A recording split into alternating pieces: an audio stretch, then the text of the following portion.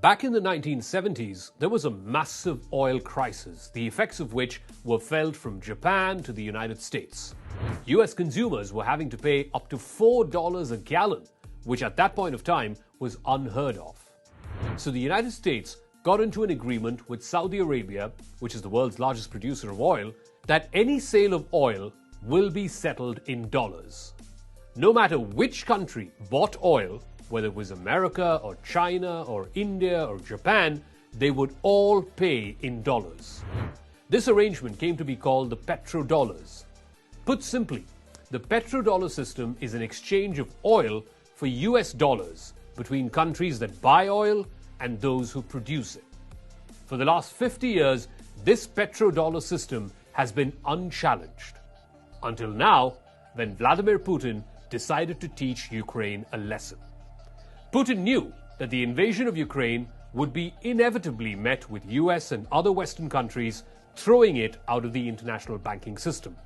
That Russia and Russian companies will not be able to use the SWIFT mode of banking transactions. So most Russian companies and the Russian economy as a consequence suffer because of it. But how does Russia respond to this? By shutting off oil and gas to Europe, and remember Europe needs 40% of its oil and gas from Russia, Russia also asks for transactions to be settled either in ruble or gold or any non-dollar asset. Now this, as expected, has caused massive price as well as supply disruptions to the Western markets.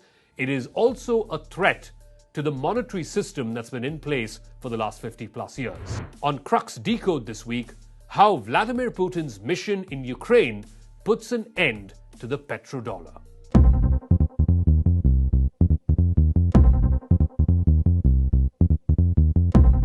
For years now, Russia and China have looked to ways to remonetize gold as well as be able to exit from SWIFT. They feel this just simply enables the dollar and in turn America, which is the producer of the dollar, to get more and more stronger. But here's the challenge for Russia. How do you exit from the system of petrodollars without the West calling it an act of war?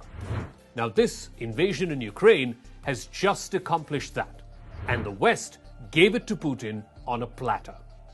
Now that Russia is mostly out of the SWIFT system, it is free to trade its oil with whoever is the highest bidder, and that too in a currency of its choosing.